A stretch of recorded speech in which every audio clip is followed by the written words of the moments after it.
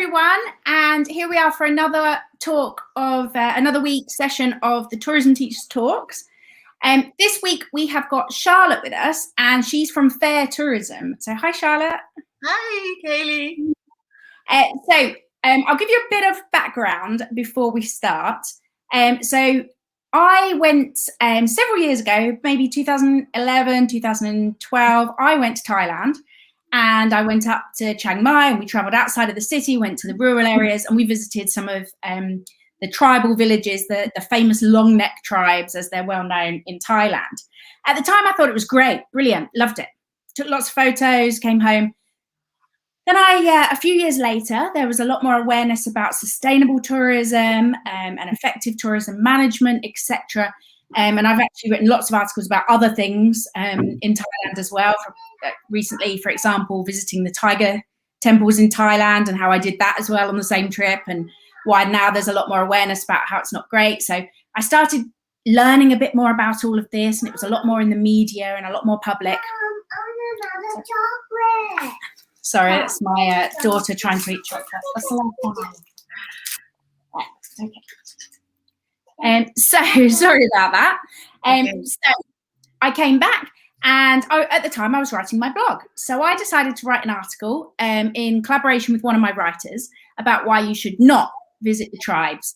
And a lot of this was linked to the concept of the human zoo and how it's not great that people might feel that they're performing for tourists, essentially. But that was a few years ago. And in the last few months or so, I've had a few people message me and say, actually, this isn't so accurate anymore, and this isn't very up to date. And one of those people was Charlotte, and her team have been doing some incredible work with these tribes and in these areas in northern Thailand. So today she's going to tell us a bit more about this work and teach us some of the truths, because I think there's a lot going around on the internet and by some of the local Thai guides when you are there that perhaps isn't always 100% accurate.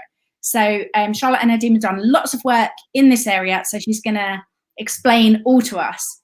So let's start off, Charlotte. Can you just tell us a little bit about you, introduce yourself, what's your story? Yeah, thank you for that, Haley. Thank you for having me. I'm really thankful. So yeah, at the age of 15, I already knew that I wanted to study tourism in Breda, which is my home country in the Netherlands. I also live there now. Fair Tourism is based there as well. And we did a high school trip, when I was 15, to a center, educational center, where you have all these brochures of universities, higher education in the Netherlands. This was the time before internet was booming, so it was all offline. And I got this folder from NHTV, International Tourism Management and Consultancy, and I was like immediately drawn. This is what I'm going to study. So coming from an international background, living in different countries. As a child, my mother working at a travel agency, my father as an international banker. I was, as they say, a Flying Dutchman.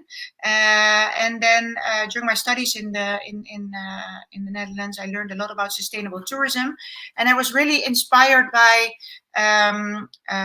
my professors as well as study trips. And my love for Thailand started during a study trip to Phuket, which is really coincident that and funny. It's nice that it's also in Thailand. We had to make a destination analysis for a small village of Katanoi, and there was this big hotel along the street, but also taking away the sea view for all of the village. Only the hotel had the sea view. So I was like, that was really hitting me in my face, like, I want to work on sustainable tourism. And then because I have this, as a child already, I couldn't stand injustice. I really have that from my late grandmother. So I did my thesis on CBT in Kerala, and working with self-help groups, women self-help groups. And for anyone who doesn't know what CBT is, what does that mean? Yeah, I will explain also later a little bit about this, but CBT means community-based tourism. So it's really run by the locals for the locals, and it's really benefiting their life. So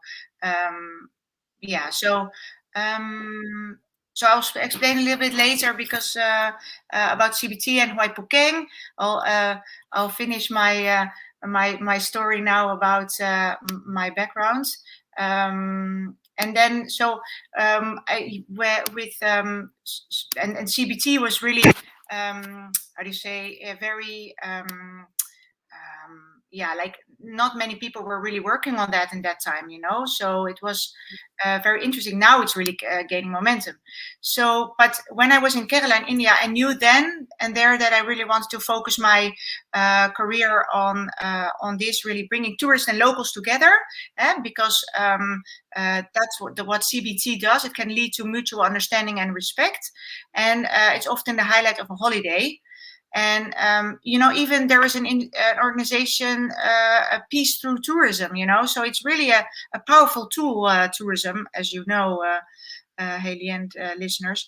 It's really a powerful industry to do good in the world, and that's what I want to get across. And but you need to do it in a sustainable way, because then if it's tourism in a sustainable way, it can lead to poverty alleviation and nature protection.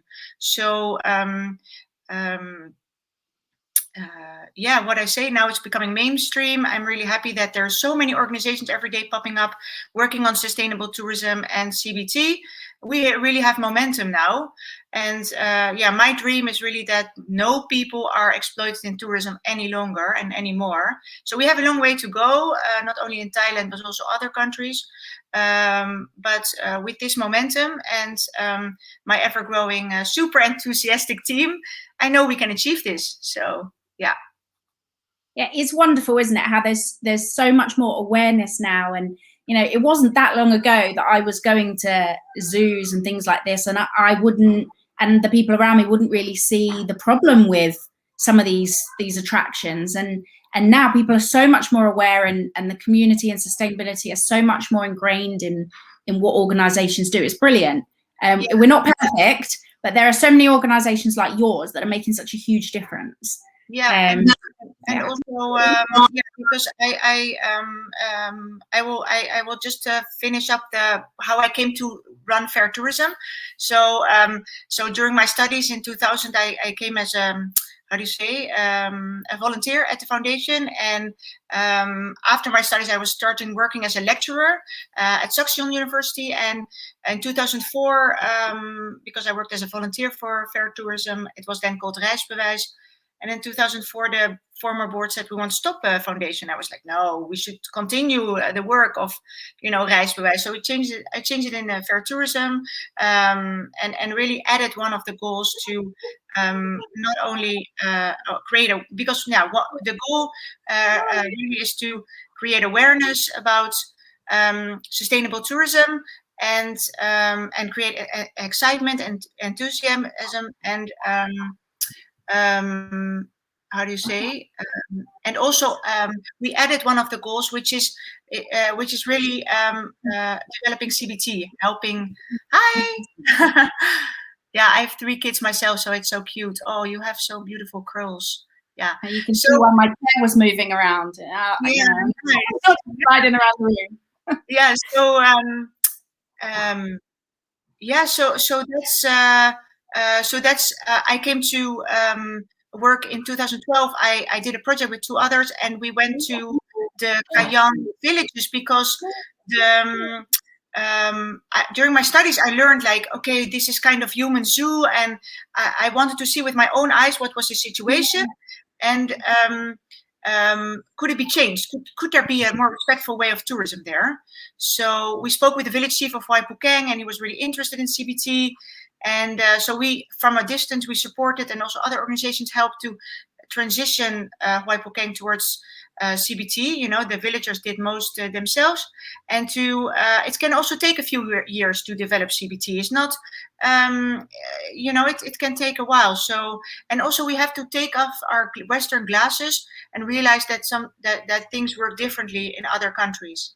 So I work with a lot of students. I also tell them it's different, take account of the cultural differences and take off your Western glasses. So that's, I think, also an important, important message. So.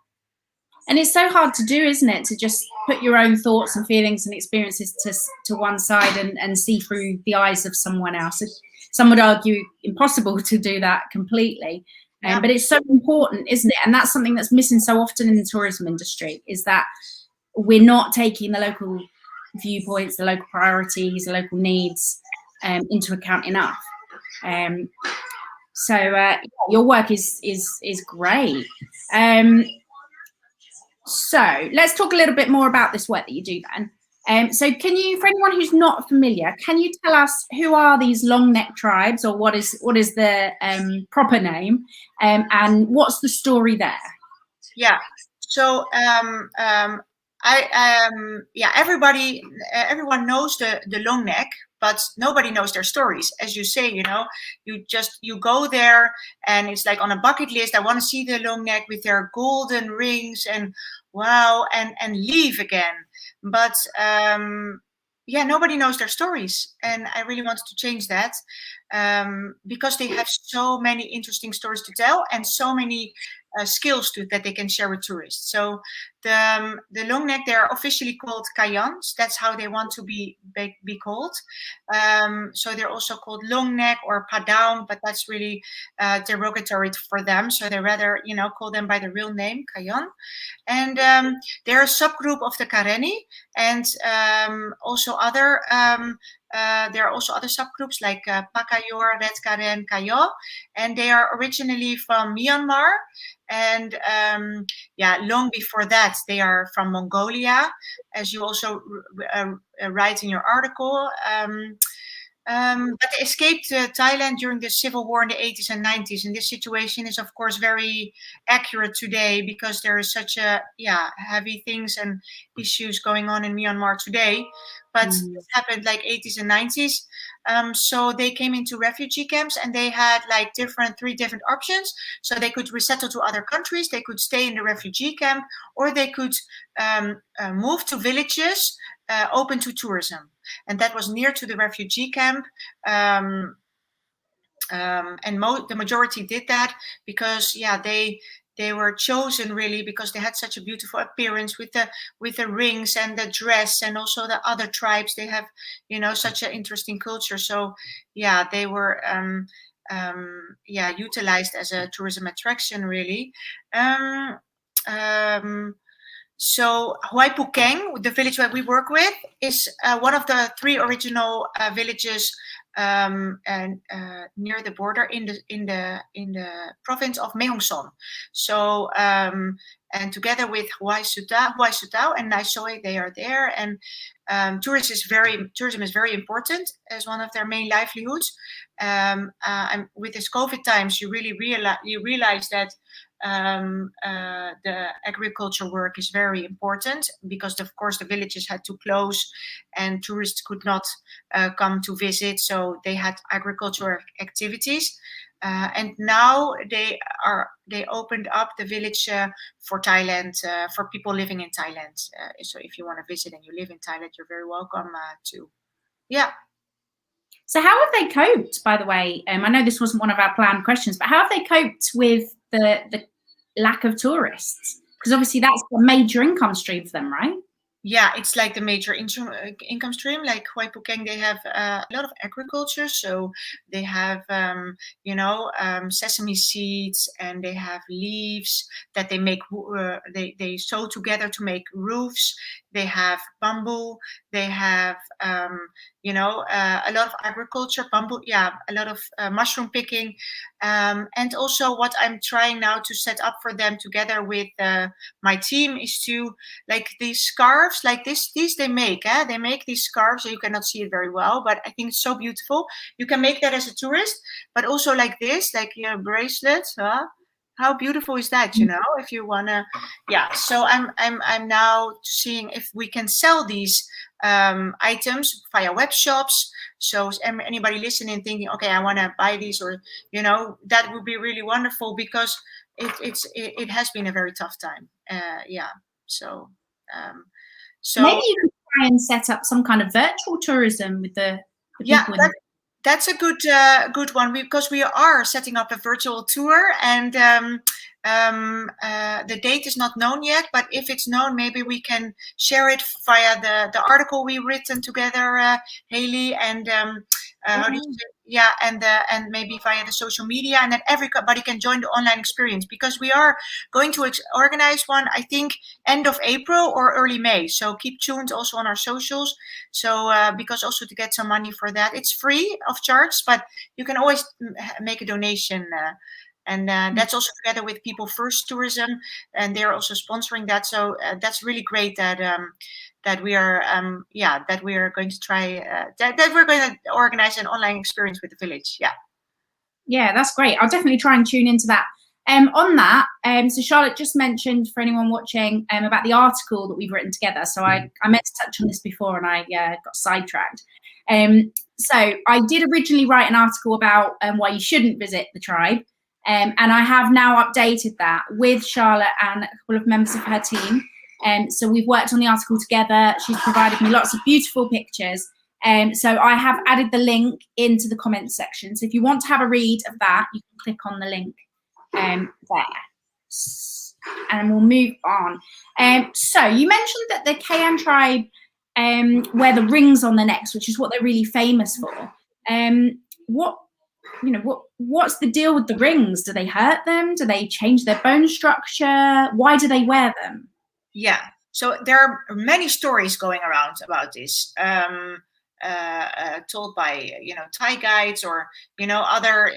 It's really making their stories very sensational, that it's preventing them from tiger bites, and that they will die when they take off the rings. But they're lies. It's not true. The actual purpose is really for cultural identity, like other tribes in Kenya or other indigenous people, and they associate it with beauty. So they can take them off. It is a process to do that, but they are free to choose that. And it's not. It gives a feeling of an elongated, it gives showing of elongated neck, but it really pushes down the collarbones or the clavicle bones, deforming the body. So it's heavy, it's a strain on the body. And because they may weigh up to 20 kilos on your neck. It's like, whoa. Wow. That's really heavy, isn't it? Oh my gosh, yeah, that's really and I've given training in 2019 to the villagers in Huay Pukeng, like asking, what are you proud of? What do you want to share with tourists? And we're also talking about the rings, because they wear them for tourism, of course, but they also tell me that they really wear them because it's their culture, it's their tradition, and it's from generation to generation, and they are proud of wearing them. So I think it's really up to them if they wear them or not up to us as visitors. And I just want to say they have so much more worth than the sum of their rings. They have so many skills they can share. So if in the future this tradition will die out, because their children are up to choose if they want to wear them, they have so many other things that they can share with tourists, and that they the skills that they have. And also very important to say is that not everybody wants to work in tourism, and that's respected. So that's very important as well. Yeah. Okay, interesting. So are there many tourists that do visit, and how do they get there? Are they on independent trips? Do they normally come on guided tours? How does it work? Yeah. So Huay Pukeng is in a region, a province, Mae Hong Son, which is really not well known. And because they're the villages like that, that are in the original like Kareni, Kayan villages that are in Mae Hong Son, businessmen set villages up near tourism hubs like Chiang Mai, Chiang Rai, Pattaya, Phuket, so that tourists don't have to go to Mae Hong Son to see the Kayan, to see the long neck. So that was around the year of 2008. That has been a major fall for tourism in Mae Hong Son, as the Kayan were the most important attraction to visit. So I'm so happy that in Hoi Phuket they're not an attraction anymore, that they're an equal talking partner, and as it should be. So the tourists are visiting more in other areas, but their reviews are not lying. It's really negative. They're saying, don't go there. It's like you don't learn anything about their culture. You can only buy their products. You don't speak with them. And that's why I really want to help other communities as well, support other, villages in these villages to make this transition towards CBT, as I think this is the future. As tourists, they don't want to go there anymore. They're boycotting it, and boycott is not the answer, because then they don't have any livelihood. So CBT is really their way out of this, of this situation. And of course, not everybody's boycotting it yet, but there are more and more people. So I'm so happy that it can be done in another way. Yeah. And I'm really proud of Hoi Phuket, because they are the first and only Karenni village in all of Thailand that made this transition from show village towards CBT. And CBT really shows that you can learn from so many other things. It's not. There's so much potential there. Like what I showed, you can make a bracelet, you can do wood carving, you can do weaving, the scarf, you can make a beautiful hike, in the nature. You can take an edible, in the farming season, you can take a stick and put flour on it and attract insects and eat them as well, as they do you can join the locals if you're not faint-hearted to do that. So and we have established in the last few years, we have established with tour operators and also like OTAs, online travel agencies, like Low Season Traveler. And the exciting thing is that clients that go to Hoi Phuket and they get feedback, they ask for feedback, they really say it's the highlight of our trip to Thailand. And then it's doing good. And it's so great that tourists can enjoy these local activities, and it improves the experience for both the host and guests by 100%. So yeah. So how does community-based tourism actually work in practice then? Do you sort of sit down and have consultations with the members of the community, or do they have an active role in planning? How does it work? Yeah, so CBT is really for and by locals. So we only, as Fair Tourism, we assist them, but it's their project, their village, their lives. So let's see, because we did training with them, and there's also an organization in Thailand that also gives CBT training that can continue with them, which is called DASTA. So it's really how do you say, a process together. So it's about capacity building, about training on capacity building, confidence training, that they can run the tourism themselves.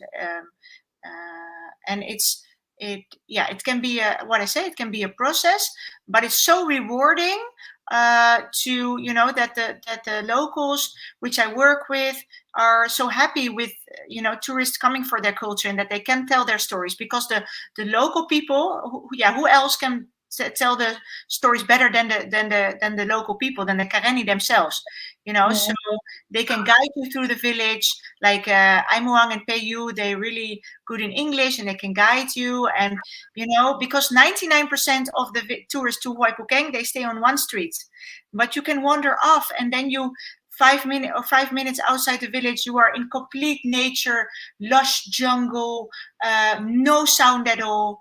that is so magical. We don't have that anymore. Where we live, it's such a magical experience. And then you walk the other side and you see people, how do you say, playing soccer or volleyball, and have to see the school. And you have when you walk another street, you see the Karenni New Year side, because they have so many rituals surrounding their Karenni New Year, as it's an animism belief. All these different stories, and everything has a meaning. That is so fantastic to learn about. And it's not only the Kayan, it is also the Red Karen, Pakayor, and Kaya, and also Thai Yai, which is ethnic community in Thailand. So all this untapped potential, because you think you're only visiting the Kayan, you can learn about all these different tribes. So one day is not enough. Please stay homestay. They're welcome to, that you really immerse yourself, put your telephone a little bit away, and really go into the slow tourism of experiencing such a village. Mm-hmm.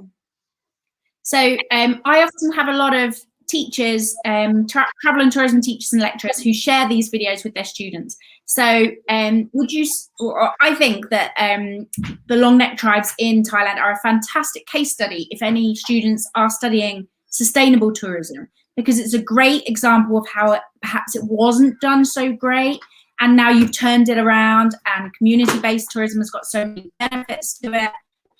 So if anyone watching is studying sustainable tourism, or I think it's a brilliant case study, and I think you've got some information on it on your website. Is that right? If people want to learn more. Yes. So yes, so we, as a Fair Tourism, we develop sustainable tourism curriculum. So we can for universities or tourism students that are listening, we can give an online lecture or workshop. And that with the COVID, before the COVID, I would not have thought about this, because I always, I give a lot of classes in Holland and Belgium and Germany, and but now with the online, I can give classes around the world. So if you're interested in this, in this story and telling for the students, and I have also openings for internship and a thesis projects. Everybody is really welcome to work with us and join us on our team. We have 16 people now, but always, it's always for short period students. Some students stay longer as a volunteer after their project, which is really great. And so yeah, that is definitely possible if people are interested in. I do also have to say that we are working also in other countries. We have now students working on projects in Kenya, Tanzania, and Australia to help indigenous people in these countries to also see how we can assist them to develop CBT. I definitely want to keep continuing working with Thailand, but also in other countries. And so I give my team members also the opportunity to continue their work after their thesis, so they can, work under the wings of Fair Tourism, so we can achieve this goal that no communities are exploited by tourism anymore, but that CBT is supporting them and their livelihoods. So that is, and I also want to say, because the problem also with the Kayan is that they have like a stigma a little bit, like everything is negative, like don't go there. But please realize there is an alternative, and I'm really sure with all the people working in Thailand also so hard, on CBT development in Thailand, that other Kayan villages may also want to transition. So we are also working on a marketing campaign to say this, to like really what your article, Haley, saying your article before was saying don't go there, but that sparked really me to work on this issue, because I wanted to show that there is an alternative, and I want to work on that. So, and it's so cool that now you change it into should you visit, and now you say yes, we should visit because there is an alternative possible. And I just want to I just want to thank you for that, because and I think more people need to know this. There is an alternative, and please keep our website and socials, because we want to organize a marketing campaign so that more people know that it's not only kind of human zoo village. And also, if you talk about the term human zoo, I think it's good to stop using that, as you written an article, Haley, about this, which is really interesting, but it's in the past. And the Kayan don't want to be referred as a human zoo. They are not a human zoo. They're equal as us. We are all human beings, and the Kayan and the Karenni, they reserve our respect. So and really, if you get to know them, if you get to know them, you really feel like, okay, their lives are different, but we all have human struggles. We are all equal, but in our unique sense of way, and we should. And CBT can really be transformational. It can change your view on life. So if you haven't done CBT, go and explore now near your house somewhere, and later when we can travel a little bit more. Yeah. It's interesting there that you mentioned about human zoos, because that was actually one of my questions I was going to ask you about. So I was doing a bit of research into the human zoo earlier this week in anticipation of our talk here. And I thought it was a really tragic thing to be researching, actually, but also really interesting and something that I wasn't really familiar with. We all understand what is meant by a zoo, but a human zoo is not something that most people are really that familiar with. And I was looking at it through history, and it says officially on paper the last human zoo was in 1958. And throughout history there were circuses, and for anyone who doesn't know, I'm sure you know this, Charlotte, there were circuses and events and exhibitions that actually took people who were viewed as being inferior to the Westerners, and they would take them, largely tribal people who were described as primitive or natural, and they would literally put them on display. And there was one story about one man from the Congo, and he was taken and put in a zoo, in a chimpanzee cage in a zoo in the Bronx Zoo, I think it was, and in the USA. And people would literally, they filed his teeth into points, which was something that they did in their tribe, but they did it all for show. And they would throw food at him and feed him dog and things like this. It was absolutely horrendous, the treatment. And there are pictures of him on the internet. I have to check his name, Ota something, I think it was. I'll just check it quickly. I think this is, and I'm happy that I'm also I'm more like kind of sad that we still have talks about, Black Lives Matter, that it's necessary to, that there's still a superiority in Western people, and I feel very ashamed, I feel like, I feel like everybody's equal to me, and everybody has a story. And and that today we still need, like, Black Lives Matter and other, that's really for me very shocking, but I'm happy that we're talking about it now. But it's still, I mean, come on, there is still so much racism, so much. I don't understand this. It's really so definitely something that needs to improve. Fortunately, these human zoos, as they were throughout history, haven't existed in some time, but you do still see the term thrown around quite a lot. And it's often places like villages where they show displays of their traditions. It's often places like that are given the title human zoo. And I think that that's often unnecessary, and it's actually quite offensive to the people who are working there and living there, because it's really not the same thing that it was years ago when people were throwing bananas over fences at people and really outrageous behavior. It's not the same thing. So no, I think it's something that's good to clear up, that it, because when I was Googling and doing searching for the long neck tribes, some of the top articles that come up that are written and published in leading newspapers and leading media outlets are referring to it as a human zoo. So I think that it's really important that that we do clear that up and say that actually it is really offensive to the members of the Kayan tribe to refer to it in that way. Yeah, and with we are at Fair Tourism, we're really thinking of the SDGs, the Sustainable Development Goals, and I think one of the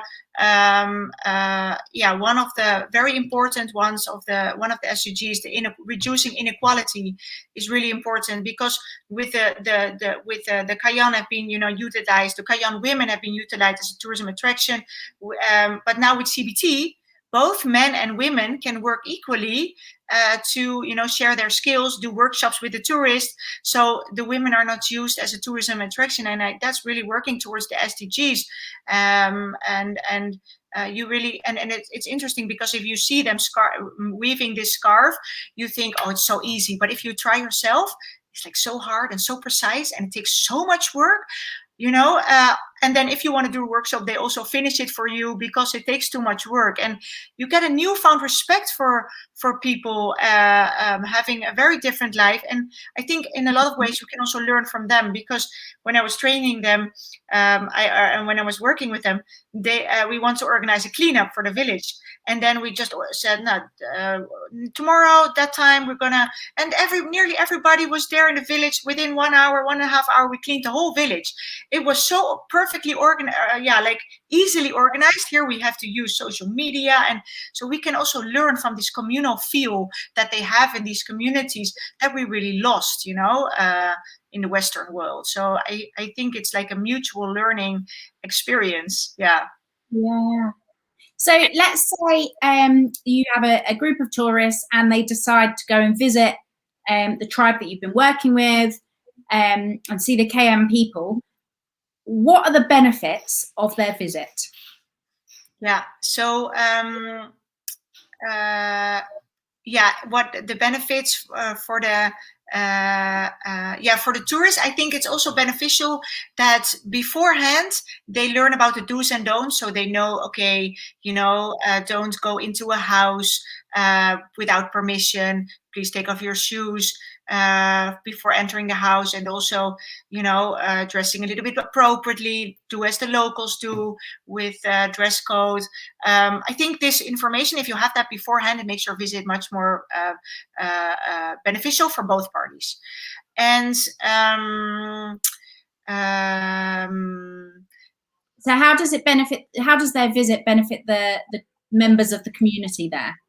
Yeah, so it really there's more income to them. So with the CBT, they have, because there is an entrance fee, of course, they have to pay for the village, which is from historically done, and that really supports them to visit the village, to make pictures, and to but with the CBT you do workshops, so they have more money that they can and they're very how do you say, interchanging. So when one family does cooks the lunch, the next time another family cooks the lunch, so everybody's benefiting. And it also goes to benefit educational schools, healthcare. So it also benefits people that are not working in tourism. So it really benefits the whole community.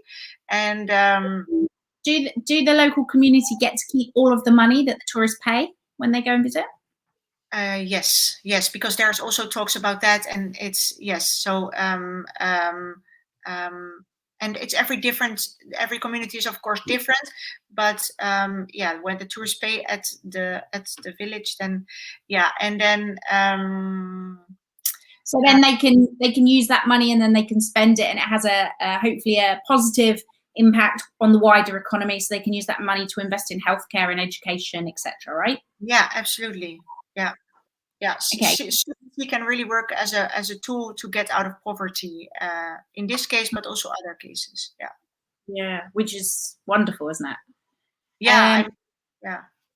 So your organization is called Fair Tourism. So can you tell me a little bit more about your business? Do you have any other projects you're involved in right now? Any forthcoming projects?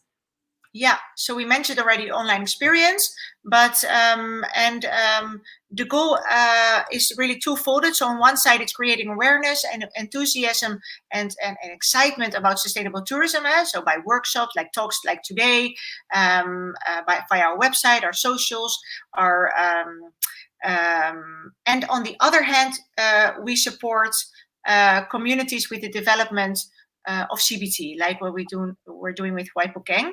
And so like our mission is to assist communities that feel exploited by tourism to make the transition towards CBT. And together we can assess the situation and give tourism back to them. So tourism is no longer exploiting, but empowering them. But we also support communities that are at the start of tourism. So that really want to develop CBT in a good way and how to do that. So we can support with that, with training and marketing. And I find it very interesting that my passion is inspiring people and giving talks like today and giving guest lectures and training people in the village. That is my passion, and I can intertwine that. Intertwine that with these two goals.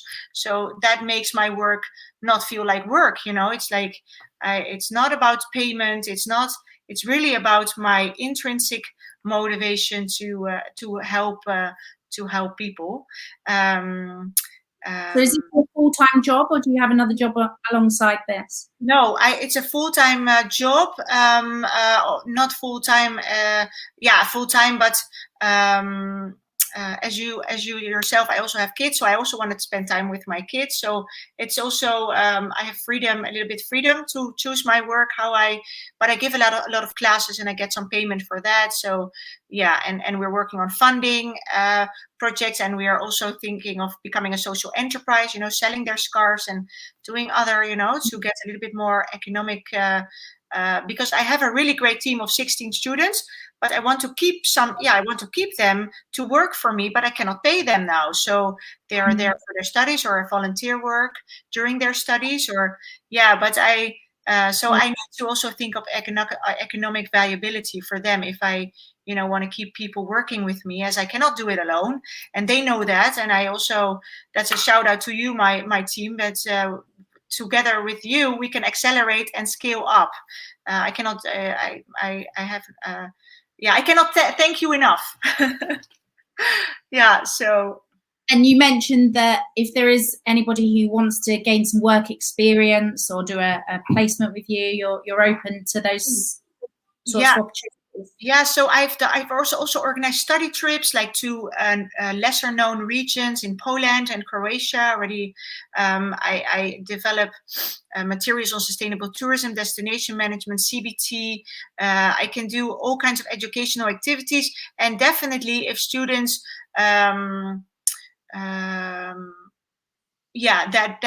students, if they're interested in this subject, if they want to do some volunteer work or internship or thesis or whatever, we can talk about it and we can see what you can do, as we always have a lot of work on our hands, always too much.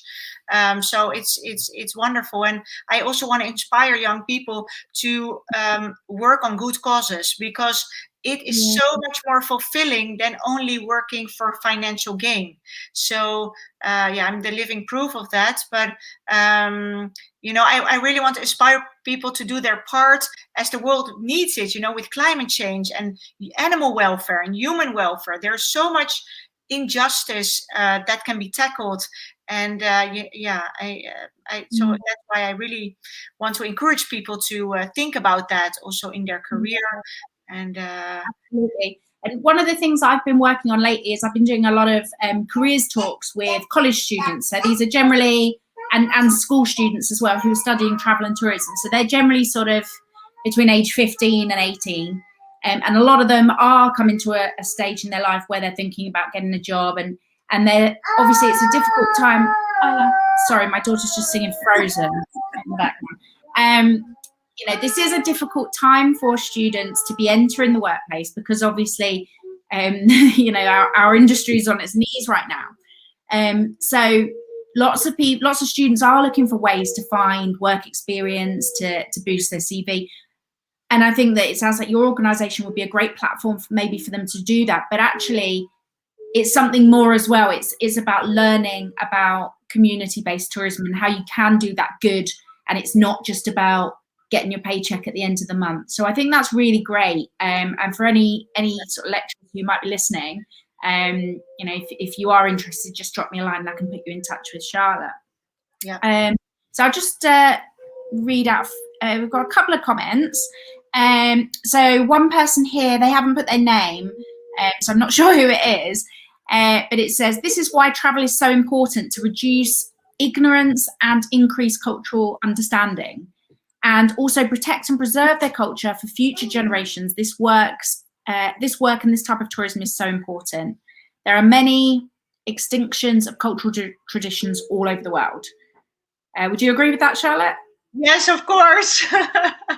Yeah, and I want to add to that when you go to meet to do CBT, people become your friends. So I've done CBT in South Africa and of course Thailand and other countries, and I'm still on WhatsApp with them. I'm still talking to them, and of course in Thailand I work with them, but CBT, you're making new friends. How fantastic is that, with people from around the world and with different cultures?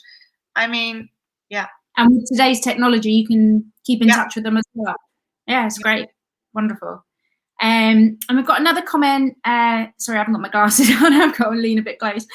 India is a perfect destination, a perfect tourism destination for fair and festivals due to the diversity in culture, tradition, and rituals. And there's a lot of pro-poor tourism initiatives apparently in India. Do you do any work in India, or have you considered it? I do have a student he did an internship, and we're still working a little bit together. Mahendra, if you're watching, yeah. So he's from India. So yes, and I definitely want to go back to India and work. The problem with me is I want to help all these communities, but I have to choose.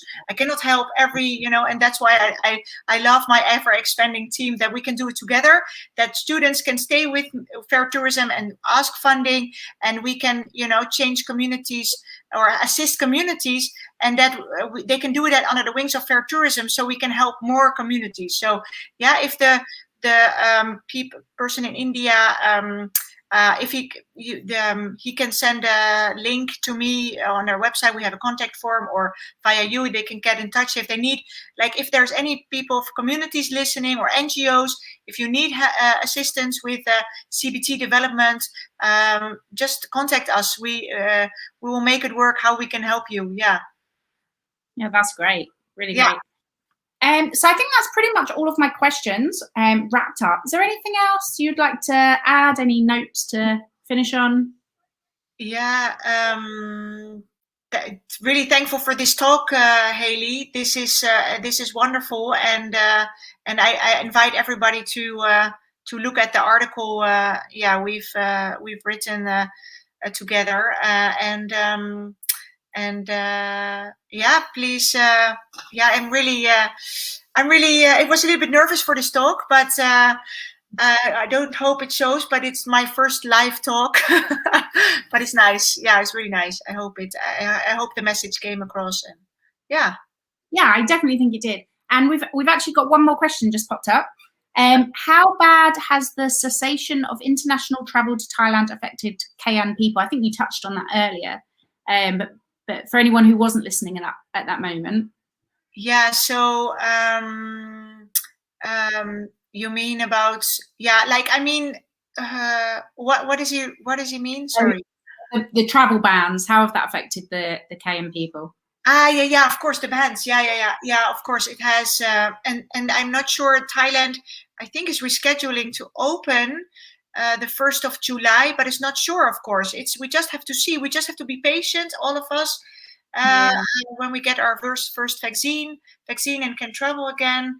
But I think we realized that we were spoiled with traveling and doing all these things, and I hope that the face of tourism changed a little bit, that more people are aware, and that more people do CBT, but also think about, environmental issues, like, don't go to what you're also touching, don't go pet lions or the canned hunting industry in South Africa, or don't swim with dolphins in a basin, because you know, like with, it's really, they're wild animals, that kind of thing. I really want, and that's what you're also doing with your website, Haley, and what we're doing with our website as well, to inform people that there is so much better options to have a respectful, you know, the people, planet, profit, and pleasure, you know, which is on sustainable tourism. So to really to think about that when they travel. I hope that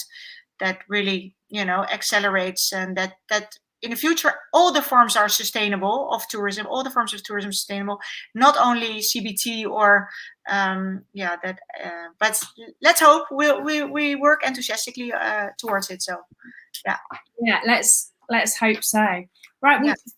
thanks. Thank you so much for the talk. It's been really interesting. We've got another person have said, again, there's no name comes up. Somebody says, wonderful talk. Thank you very much. So thank you for coming on, Charlotte. It's been really, really interesting. If anybody does want to play this back, or if you missed the first part of the video, I will be uploading it onto YouTube and Instagram TV. Sorry, my daughter is distracting me here. I'll read it in a second. It will be on YouTube and Instagram TV afterwards, so you can share it if you wish to. Next week, I don't have a guest on for the Tourism Teacher Talk because I'm off on my travels. I'm going to Guilin and Yangshuo. I probably pronounced that totally wrong because I pronounce most things wrong here in China. So I will tune in from there, and I will tell you a little bit about what tourism is like here in China, because it is, domestic tourism is booming in capital letters. Domestic tourism is higher now than it was pre-COVID in China. So perhaps maybe a bit of an insight into the future for the rest of the world. I don't know. But I'll talk to you all about what tourism's like here, and tell you a bit about the beautiful Guilin. So please do tune in next week. I'll let you know exactly when that might be. And thank you again, Charlotte. And the link is there for anyone who wants to read it. Okay, thank you, Haley. Bye-bye.